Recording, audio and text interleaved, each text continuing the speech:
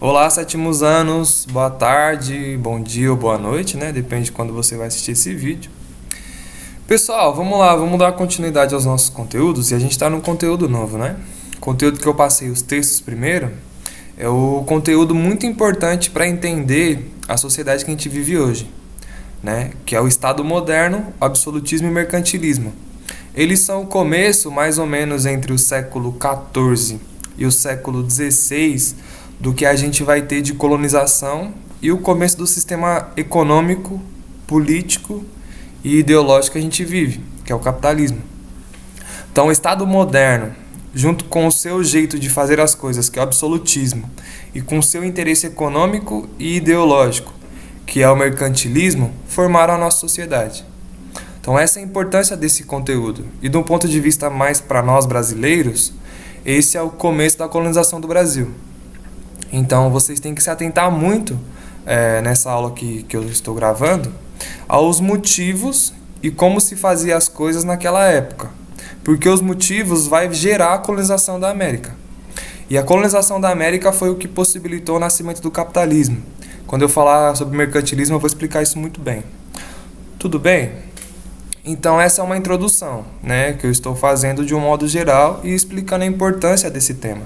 A importância desse tema é que ele cria a sociedade como a gente conhece hoje. Ele coloca as bases, o começo de tudo. Tudo bem? Pessoal, acredito que esse vídeo vai ser um pouquinho longo. E como eu gravo vídeo por um motivo muito claro.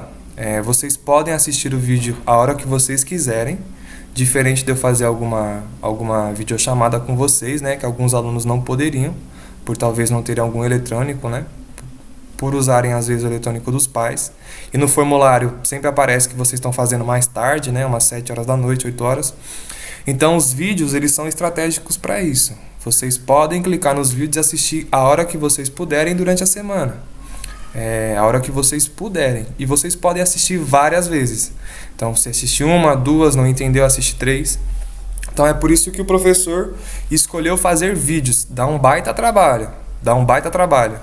Mas é muito melhor para aprender. À distância, no distanciamento social que a gente está vivendo.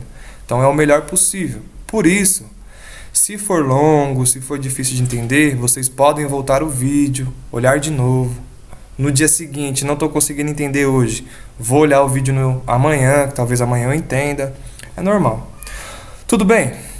Então é por isso que eu gravo os vídeos e, repito, assistam quantas vezes vocês quiserem para conseguir entender. E qualquer coisa, me perguntem. Podem tirar as dúvidas também pelo WhatsApp, pelo e-mail, pelo Classroom. Tudo bem? Pessoal, vamos lá. Então a primeira coisa que eu dei para vocês sobre o Estado moderno, absolutismo e mercantilismo foi uma imagem. Então a imagem era retratado, chamado, né, Triunfo de Luís XIV, de Joseph Werner, de 1664. Então, século XVII. Uma representação do século XVII. Bom, aí pede para que vocês analisem. Vocês sabem que Deus é esse?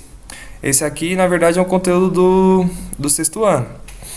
Esse tipo de representação do cara com os raios de sol saindo é a representação do deus grego Apolo. Então, o deus grego Apolo era o deus do sol. Ele representava o sol. Né? Apolo é aquele que num carro traz o sol de dia e o carro dele vai cavalgando, né? Um carro daquela época, né? Aqueles que tem os cavalos na frente e um negócio atrás, né? Para você ficar em pé atrás. De dia ele trazia cavalgando o sol e depois ele levava cavalgando o sol embora. Então, esse é Apolo, deus grego do sol.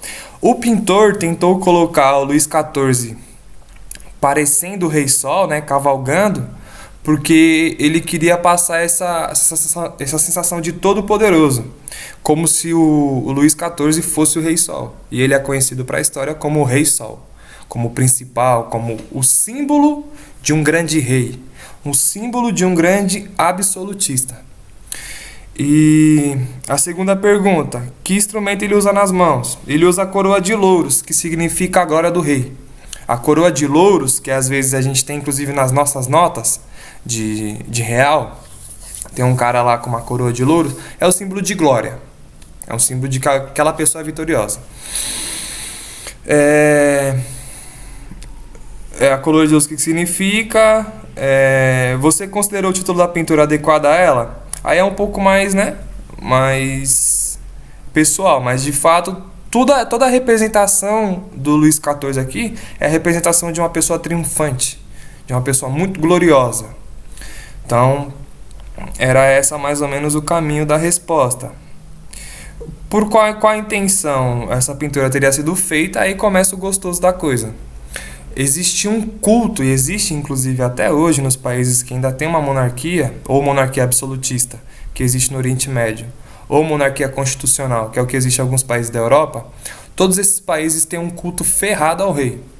Eles cultuam muito ao rei, eles cultuam o rei como um super ser humano, como um símbolo do melhor inglês, como por exemplo a Rainha Elizabeth, ou um símbolo do melhor espanhol, que é o rei da Espanha hoje, que são monarquias constitucionais. Então a população tem que glorificar um ser humano, tem que transformar esse ser humano quase num super-herói. É o meu rei, é a minha rainha.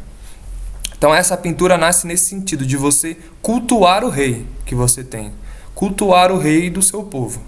Então essa é a ideia da pintura, glorificar o rei, cultuar o rei, transformar o rei num super inglês, no caso um super francês.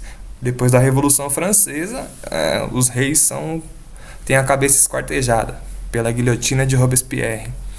E aí a monarquia francesa acaba, tenta voltar depois com o Império do Napoleão, mas o Napoleão cai, aí depois vem o sobrinho do Napoleão, saca? Mas a monarquia na França nunca foi reconstituída, tanto que a França é uma república. É um símbolo da sociedade capitalista, depois, né, que é a república. Pessoal, então vamos lá. Já expliquei a análise da imagem. Mas então, a gente tá vendo o Renascimento. Depois de Renascimento, a gente já foi para a Reforma Protestante, depois a gente está vendo absolutismo. Por quê? Porque são momentos históricos em que as coisas acontecem ao mesmo tempo. Então, o Renascimento ele colocou a ciência, o ser humano, o antropocentrismo, né, como centro da vida. Começou a ter contestações fortes ao poder da religião, ao poder da Igreja Católica à época. Depois acontece uma outra grande coisa, que é a Reforma Protestante. Vocês se lembram, esse é um dos motivos de existir o absolutismo, que os reis que se tornaram protestantes se tornaram porque a Igreja Católica ficava intervindo muito na política do país. Então, o rei da França, ele tomava decisões e escolhia as decisões, mas o Papa tinha que aprovar. Ou o clero, que o Papa mandava, tinha que aprovar. Então, o rei ele se via com menos poder do que ele gostaria de ter. Ele via que a Igreja Católica lá do Vaticano tinha mais poder sobre os franceses do que ele próprio, o rei.